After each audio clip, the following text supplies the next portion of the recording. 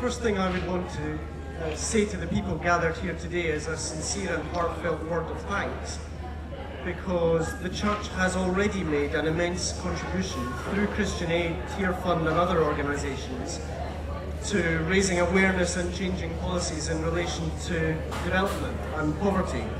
Now, I should probably declare an interest. I was delivering Christian Aid leaflets long before I was delivering Labour Party leaflets.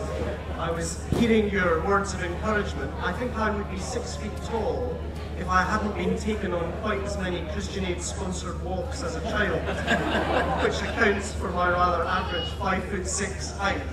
But I grew up in a manse in Scotland. My father was a minister in the church, my mother was a doctor. And in our kitchen, in that manse, there was a Christian Aid poster. It simply had the words, "Live more simply so others can simply live." And that directive, I think, helps explain why Christians for generations have felt called to this struggle for justice. It was exactly 7 years ago this summer that I joined 250,000 other people in marching on the 2nd of July in Edinburgh to make poverty history. That was the summer when the G7 met in Gleneagles, when the top of that agenda was both climate change and poverty reduction in Africa.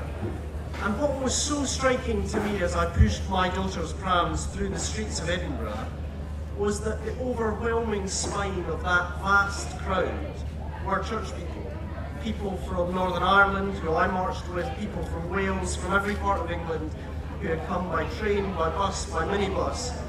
And by their work and their witness, they were there to say things can and they should be different. Now, what motivates a Christian in particular to make that kind of protest? It is partly because the literal Hebrew translation of the word righteousness is right relationships.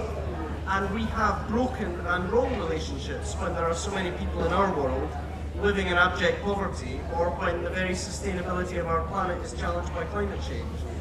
But it is also because salvation is not something that can be achieved personally, it can only be achieved in community. And in that sense, I think for many of us, our religion is deeply personal, but it is not private. It is something that we engage in the common life of our society and the common life of our nations, nationally and internationally.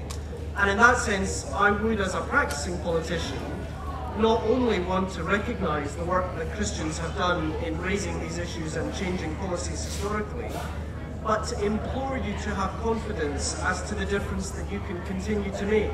If I had a criticism of the Church today, it is that we desperately need that prophetic voice in the public square. We need people speaking up for a different set of values that says there are values beyond the material. We are more than the sum of contracts, markets and exchange. And in that sense, there is a desperate need, I would argue, for the upholding of those non-material values, the belief that actually the equal worth of every human being needs to be celebrated and recognised in our economic system and in our organisation of society.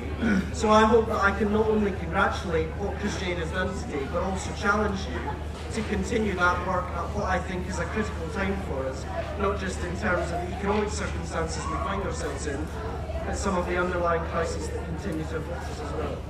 Great, thank you.